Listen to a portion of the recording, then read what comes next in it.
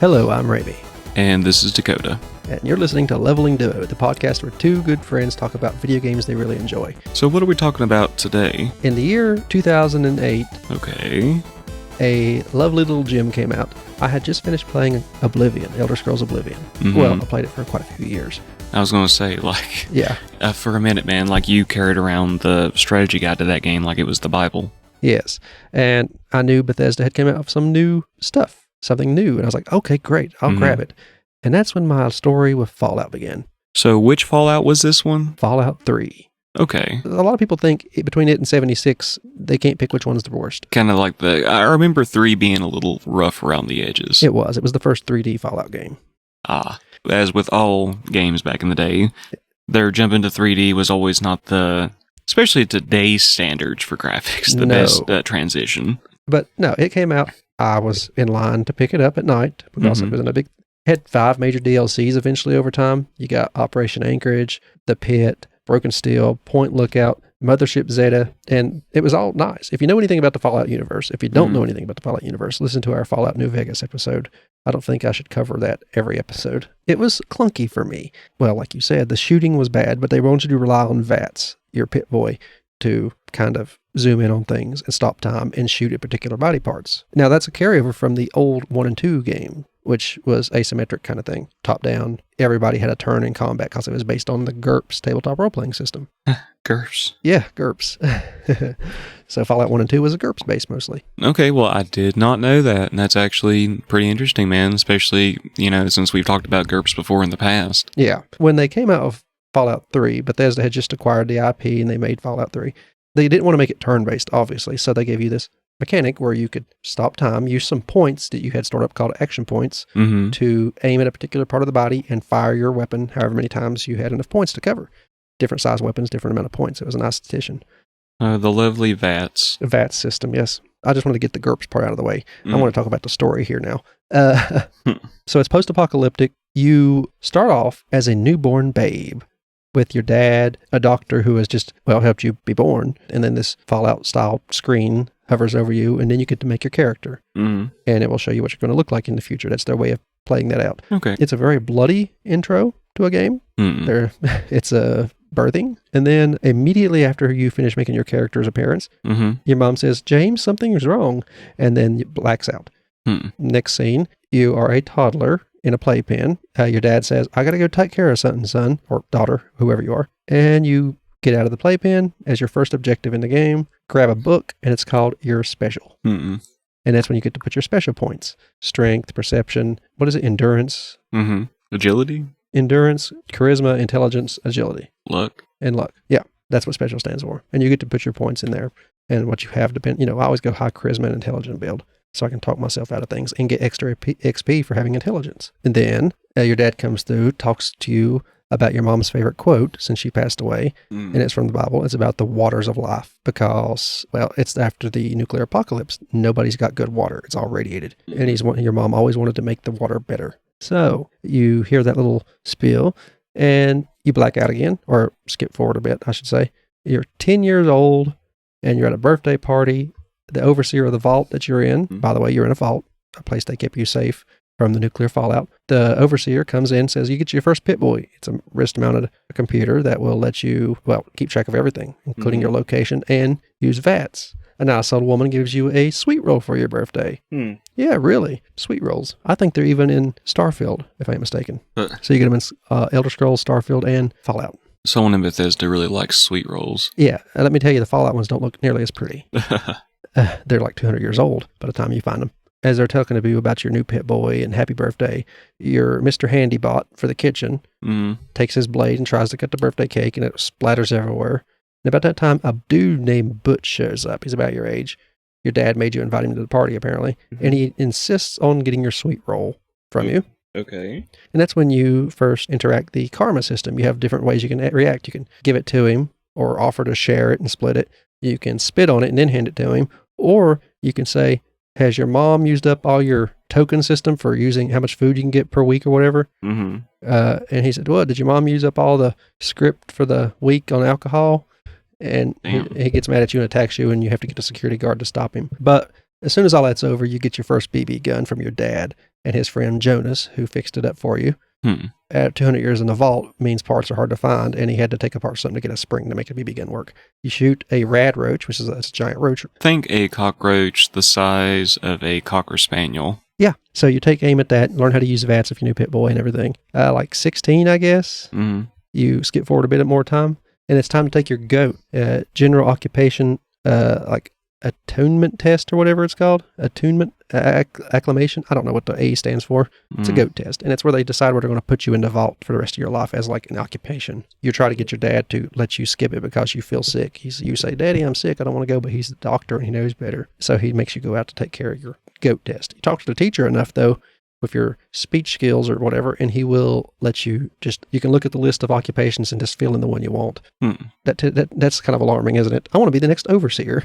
So, but that's how you put your points into your skills, like small guns, energy weapons, because the year is 2077 when the bombs fall and you have energy weapons, speech, whatever you want. You can put your skills, however. That's the GOAT test, is their way of deciding how that's going to work out. If you want to just let the game kind of pick for you when you answer the questions on the test. And they're weird questions like, you grow a second foot out of the side of your leg because of radiation. What do you do? And there's like all kinds of preposterous answers, including one saying go to a doctor or something like that. I don't know how that equates to what skills you get. But you fill out your GOAT test, you skip forward again, and you're like 17, another year.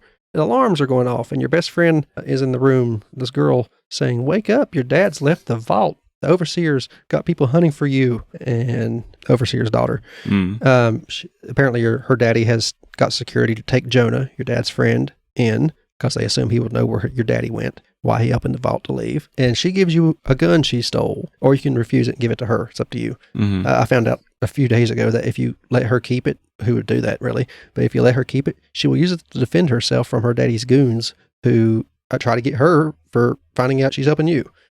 So it's just a weird situation. But you go to head out. The guards are obviously going to just try to kill you on sight because your dad's ruined everything. Apparently he started up the rad roach thing on the way out of the vault because they're attacking the guards everywhere. The Mr. Handy that makes the food is using a flamethrower on some rad roaches in the hall. Damn. You realize the only way to get out is with the overseer's password. And that gives you an option. Go in there to where her dad, to Amada, where her dad is interrogating her and threatening her. You find Jonah dead, by the way. They've already killed Jonah. But you go to help Amada to get the password. You can choose to kill her dad.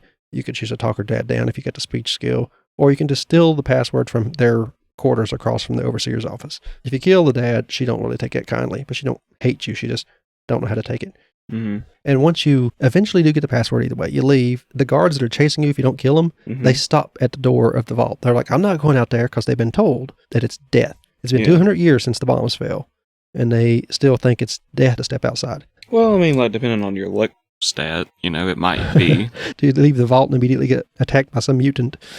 I've seen situations where that happened. Well, if you have like a bottomed out luck stat, I've seen like playthroughs where people have like left like Fallout 4 and immediately was like set upon by a deathclaw. So yes, which are just terribly mutated lizards.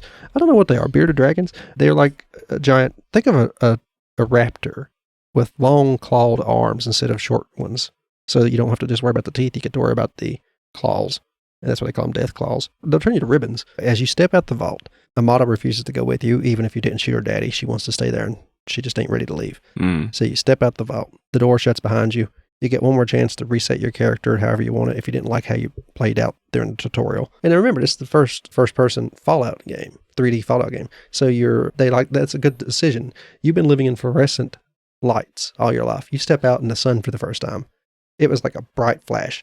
And I was like, oh, I've been blinded. But then it clears, and you're looking at the Washington Monument in the distance with a big chunk missing out of it. And you realize you are in what is called the Capital Wasteland. Can you imagine for a nuclear war how badly Washington would have been hit? I'd be surprised if Washington was still there at all. Yeah. I suspect that's all the water is irradiated, but I think it's why this place is particularly bad. There's less here. Like in Fallout New Vegas, you were living in I've heard one YouTuber put it, I like the way he put it, it's a post-apocalyptic game. Things are kind of rebuilding. You got the new California Republic working on that and everything, a whole government. On the East Coast, it has not done that. You're still in a post-apocalyptic world, and it shows. There's a few small settlements here and there, nothing like you get in the Commonwealth or in the new California Republic with actual cities. So The first thing you do when you leave, you find a dead town with the Washington Monument in the distance. You go past this dead town. You realize nobody's there. Houses are burnt away. And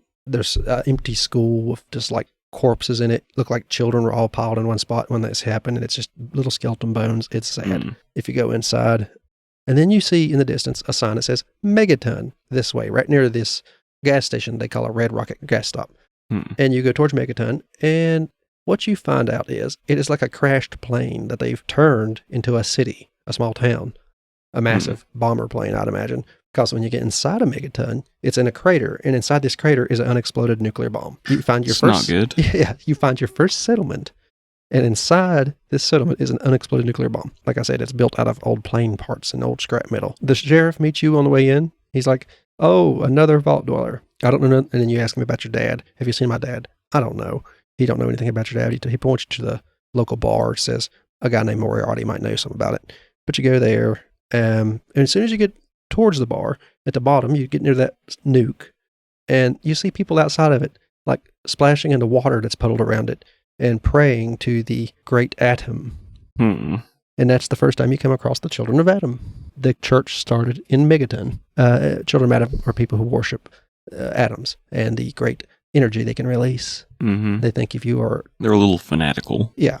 They think if you are in the center of a nuclear explosion, that you can ascend to be a god as well, pretty much, to be part of Atom. Well, like, you definitely get atomized. You are Atom after that, yes. Now, the Moriarty, when you get to the bar, he has pretty much enslaved a ghoul to help him out at the bar. And it's pretty dirty. The guy's Mort, I think is his name. He's a real nice little ghoul guy. And ghouls are irradiated humans that, well, some of them have been so irradiated their skin's falling off. And they tend to have longer lifespans. Some of them have been around the 200 years since the bombs fell and everything. But a lot of people look down on them. Well, more like indentured servitude, but with the threat of death leaves. Yeah. Still not good. No. He wants you to go track down some junkie or something that stole money from him. But if you talk him down just right, he will tell you that your dad went to the local radio station in the center of D.C. And when you get near there, you find out that's the Brotherhood of Steel show up. They're trying to protect the radio station. And unlike other chapters of the Brotherhood you find in other games, this one actually tries to help the people around them. They don't just hoard the technology. They've been excommunicated from the rest of the Brotherhood because of how nice Elder Lyons is, who runs that chapter of the Brotherhood. And the Brotherhood's just a faction of the military that remained around and became more like a knightly order that collects technology to keep humanity safe from itself.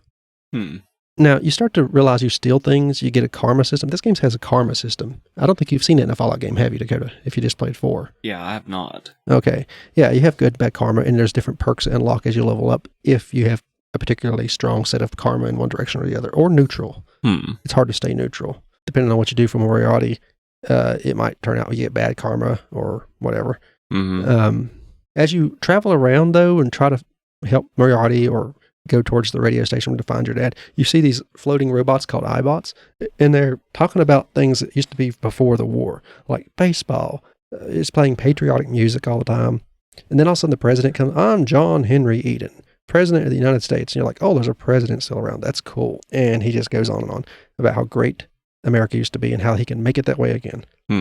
You eventually get to the radio station. They tell you to go after your dad help them out, of course, fix the radio to make it broadcast farther. But after you do that, they tell you to go to Rivet City, which is a crashed aircraft carrier that people have turned into a city because it has a nuclear reactor still. And you go there. There's a interesting, well, to you it might be interesting if you played the 4th game. You come across a scientist who used to know your dad, James, and her name is Dr. Lee. Okay. Yes, and Dr. Lee is being pestered by a man in her lab. His name is Dr. Zimmerman. And he's got a bodyguard who's like real stern. He hardly ever speaks to you. And if you talk to him, he'll ask you, "Have you seen a man who might not be a man? Unlike these robots you know around here that are clunky and all machine, you couldn't tell this one from a human." And Dr. Zimmerman said he comes from the Commonwealth, that these robots would look just like his bodyguard. You wouldn't be able to tell that they are robots. Okay. So does he have like one of the, what are they called? Coursers. Yeah. He's pretty much got a Courser Fallout 4, yeah. Okay. I was going to say the Institute has been around like since before the war, right? It was the Massachusetts Institute of Technology, MIT, from Fallout 4, yeah. And they make replicated people. They are amazing at how good they are. Their special stats are all 7s or higher, which for the average person, you get 1 at 9 or 10, and the rest are like 4s, depending on how you work it out. So they are great all across the board. But in this game, there's only 2 replicated men, his bodyguard and the one you're hunting for. You can go around Capital Wasteland, go to medical facilities, and people have holotapes laying around that are basically asking to help this synthetic man erase his memories and then change his face, which is why they went to tech people and doctors. They were hunting for somebody to help. And this guy, Dr. Zimmerman, is here to find him with his bodyguard. Makes sense. Yeah. I always side with Dr. Zimmerman because you get a really, really good plasma weapon. It almost kind of sounds like he's actually been sent from the Institute to find a runaway synth. Well, if you go to the Institute in the 4th game and go into synth retention, there's an acting director there who's filling in for Dr. Zimmerman, who's out on the road. Is Zimmerman still alive? Yeah. It's only been 10 years, 16 years since between the 3 and 4. Oh, okay. Yeah. And also, if you go to a different part, the section of the Institute in Fallout 4, who work on creating the synths in the first place, like their memories and their mental facilities or faculties, they have a lovely doctor working for them called Dr. Lee. They've hired Dr. Lee, your dad's friend, from Fallout 3. She's actually a pretty big part. The Brotherhood, I'll try to get you to get her out of there because she used to work with the Brotherhood a lot. But you go through this long thing. You eventually find your dad. He's been stuck in a vault trying to get a Gek, one of those Garden of Creation kids. He's been stuck in there by a Dr. Braun, the guy who worked out most of the wacky experiments done for the vault tech facilities. And he had a particular vault made just for him where it's all a simulated world where he could torture people. Well, that's fucked up. Yeah, they don't remember they've ever been tortured, and it's been happening for the last 200 years, every time the world's destroyed. Yeah, it's even more And your dad went in there to try to figure out where a Gek was to fix Project Purity, which is something him, your mom, and Dr. Lee used to work on to purify all the water in the Capital Wasteland. But Dr. Braun found out he was in there and started just torturing him as well. I'm pretty sure when you show up, this little girl talks to you and is like, "Oh, I run this program, and your dad's a lot closer than he seems, but you have to help me first." And he wants you to go around and torture everybody in the neighborhood in this simulation. In the end, I end up shutting the thing down and killing everybody, including Dr. Braun, except for my papa, because it seems like the most humane thing to do. You actually get good karma for it. So what happens to your dad after that? Your dad gets out. He gets Dr. Lee to come back to Project Purity, which is, I can't remember what is it like. It's one of the big Capitol buildings around, like not the Capitol building, but one of the major landmarks. And the Brotherhood still are held up in the Pentagon, of course. But you go to help your dad and Dr. Lee do this. You find a Gek eventually, start working on the cleaning out pipes that have been taken over for a while because the base had been taken over by super mutants while your dad was away. So you kill out all that. And as you're getting ready to come out of the pipes, you see like flying machines show up and you start hearing gunfire and you see some really, really cool looking power armor like the Brotherhood wears, but even better. Okay, and I believe I know who these people are. Yes. And you show up, they've got your dad and everybody up in the lab ready to activate the thing. He's refusing to activate it, saying it ain't working yet. And you are pretty much accused of not working with the American government because President John Henry Eden and the Enclave insist that this is being confiscated in the name of the Enclave and the president for the good of the American people. So the remnants of the U.S. military that didn't turn into Brotherhood want to purify the world by turning all the water into something that's going to kill anybody with a mutation, period. Damn. They've wanted to do that since the first time you encountered them in the second game. Yeah. So they came to this coast since they failed on the west coast. In the long run, you can choose to help them do that. And if you drink a bottle of Aqua Pura, which is what it's called when you get the Project Purity working at the end of the game, you can drink it if you've helped the Enclave, and it will kill you. Damn. No matter who you are, unless you've stayed in the vault, you're still going to be slightly mutated. That's 200 years of radiation just seeping in. True. So only vault dwellers will be okay. And even the Enclave aren't safe. Your dad does die during that altercation, though. He cuts on the reactor in the little room where you're trying to work on Project Purity, and it kills most of the people, including him, inside of it, to give you a chance to escape with Dr. Lee. Oh, that's sad. Yeah, so immediately Dr. Lee takes you to the Brotherhood, the one safe place around in the face of the Enclave. Now, I say safe place. The Enclave could just kind of wash over them. They have flying vertibirds, and the Brotherhood don't have nothing like that. They also got the newest style of power armor. Unlike the Brotherhood, they didn't just collect old tech, they kept advancing. I always wanted the Enclave and the Institute to work together. That'd be kind of scary. It would be. I mean, from the Enclave point of view, I think the Institute actually does mean well, even if they're a little bit misguided. Could you imagine if, like, the Enclave absorbed the Brotherhood of Steel? Oh, yeah. I love the Enclave. They're like, them and the Institute are my favorite factions. And they're everybody else's least favorite. It might just be my refined taste for overwhelming force, though. The Enclave are also the ones who invented death claws. Oh, of course. Yeah. Bioweapons. Yep, bioweapons, exactly. They used the FEV virus that made super mutants. They made them too smart at first. So there was a whole vault full of talking death claws. Really friendly, though. I don't remember canonically if they died. I know the playthrough I watched, they died, but I don't know if it's canonical. I think some of them survived. You had one as a companion in the second game. Yeah. A talking death claw in a giant robe until battle broke out, and he just threw it off of him and went at people. Eventually, you do get Project Purity back from the president. You can talk the president down if you're massive sky and skill and have him blow himself up, kind of like you could in Fallout 2 or Fallout 1. You can get the master of the super mutants to kill himself. But the DLC was nice. One of them, you go to the pit and you can side with slavers or with the slaves. But it's another one of those gray areas because the slavers have a baby that is the slavers' leader's child. And the baby is immune to a disease that's spreading through the pit. But the slaves want to use the baby to make a cure, even if it kills the baby. So you could free the slaves and get the baby in danger, or you can side with the slavers. It's one of those difficult, they give you hard choices. Also, you have a choice. There's a tower in the distance from Megaton, and the owner of it, Mr. Tenpenny, wants you to blow up Megaton's bomb so it stops sullying his good view from the apartments he's got. You could do it. He gives you a nice penthouse apartment and everything. I used to blow up Megaton all the time. Also, in Megaton, there's a nice girl who runs a shop. Help her make a guidebook for the Wasteland called the Wasteland Survival Guide. And if you remember in Fallout 4, you can find that book here and there, and it will increase certain skills you got. So I helped write that. So I guess that means canonically, like, Megaton doesn't get blown up. Canonically, no. McCready from Fallout 4, he was a child in a small town run by children. He's your companion in Fallout 4 if you want him to be. But he was the mayor of a small town of children underground in Fallout 3. Now, what is the other ones? Broken Steel, it's an add-on. It helps you take out the remnants of the Enclave. And you had Point Lookout. I can't remember exactly what it is, but it's up the coast from Washington, D.C. And it's like a little swampy island with a ghoul and a brain, both older than the war itself, fighting each other. The brain's got a cult, and the ghoul has like a manor house that he's trying to fend off the cultists because they're always feuding with each other. You can pick which one you want to side with. Operation Anchorage, it's the simulation that teaches you how to use power armor. That's when you meet the Brotherhood outcasts because they didn't want to follow Elder Lines after he got excommunicated from the rest of the Brotherhood. They wanted to follow the old rules: collect tech, don't give it to people. So they're outcasts on the East Coast, and they have red painted on armor. And but they have some tech that will let you go to a simulation about Operation Anchorage when Alaska was conquered by the Chinese, and you go in and try to take it back, and it teaches you how to use power armor. That's what it meant, a training simulator. And normally in Fallout 3, you don't get power armor until a good deal into the game when you're helping the Brotherhood. And that's just a nice DLC to help you get access to it early game.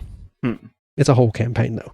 And then you have Mothership Zeta. If you played Fallout, you know that occasionally aliens show up, the alien blaster. You get abducted on the mothership and have to find your way off. It's a lot of people's least favorite DLC in the group. I like it the most, but it also gives you the most overpowered weapons.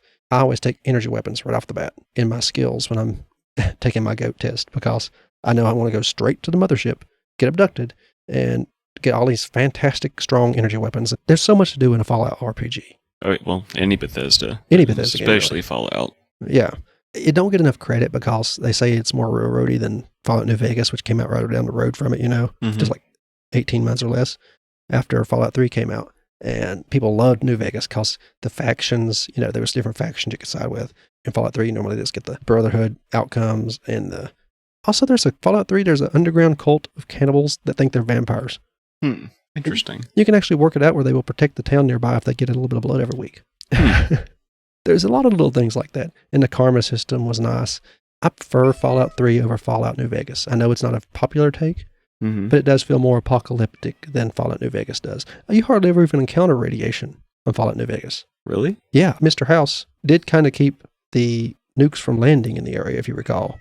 Well, true. So it really ain't that much. I recommend Fallout 3. It's on Game Pass right now. So is Fallout New Vegas and Fallout 4. But I recommend Fallout 3. Play it first, then play New Vegas because it's just more of an apocalyptic game. And the story is fun. You want to put skills into your small weapons or melee or something so that you can use VATS better. and do more damage because you're a vault dweller. You really can't shoot your gun well unless you skill up into it. It ain't like Fallout 4 where if you're just good at a controller, you can shoot well. You get less spread on your weapon if you take skills in it. I'll tell you that. Because I used to think my weapon was just broken or the game was broken. It's just the way it is. There's dice rolls in the background all the time, how well you're doing things. And if you're wondering why you're doing bad, it's because you haven't got enough skills and the dice are rolling out of your favor. So you never played any of it, did you? Nope. Okay. You played Fallout 4? Yes. Okay. I recommend it before you play Fallout New Vegas. And if you just like a good shooter, just play Fallout 4 or 76 with your friends. But that's all I got to tell you about. I rambled on about it for a while. I wanted to get it out of the way because the next one I have is something I want to go into more detail on. Now, I do look forward to try to play it one day. It's just one of those, got to find the time and the money. I can understand. Well, good news is if you want to play it on Xbox 360 like I did the first time, you can get one of those for free on Black Friday at GameStop. I mean, every year for the last few years, they've had free Xbox 360s. Yeah. I might be lying, but they have for the last few years. They just have like a huge stockpile of them somewhere, I'm sure. Oh, I'm sure. If you like what you heard here, we have other podcasts on the Gruesome Gaming Group. We have Brother Knows Quest, it's a podcast where I tell my sister Beth about random tabletop role-playing games, and she takes notes while I'm talking about them, and she lets me know what she thinks about the game afterwards. There's Horrific History and Hauntings, where my sister Beth tells me about something horrible in history or some funny event or some haunting, or a lot of it crosses over. A lot of horrific history and hauntings go hand in hand, you know. She does most of the talking in that one. All these links, that'll be on our main webpage. They will be the top link in the Linktree link in the descriptions. If you're on YouTube, it'll be there. If you're on a podcast app, no matter where you're at, there'll be a Linktree link in all of our socials. If you want to talk to us or listen to our other shows or leave a tip, that'll be the website on the top link. Does anything you have to say, give us ideas of what else to talk about? Or, like I said, just let us know what you think or say hi, even. Yeah, we definitely want to hear feedback from y'all, you know. Just leave a comment, send us an email, tweet, or Zeet, or whatever it is now. You know, just we want to hear back from y'all and interact with the community and, you know, go from there. And soon we'll be able to start doing more video-based stuff. There's already videos up on YouTube on our channel, but they're basically just this podcast with a static image on there for people who want to listen on YouTube Music or something. But there'll be actual videos put up here soon as we get that set up. Yeah. Hopefully one day we can maybe do some streaming, maybe try to do like a live tabletop game, or possibly do some sort of streaming on YouTube with one of the games we've talked about. Yeah, I'm always down to play more. Have an excuse. Thank you for listening. I've been Ramie. And this has been Dakota. And this has been Leveling Duo. Logging off. Logging off.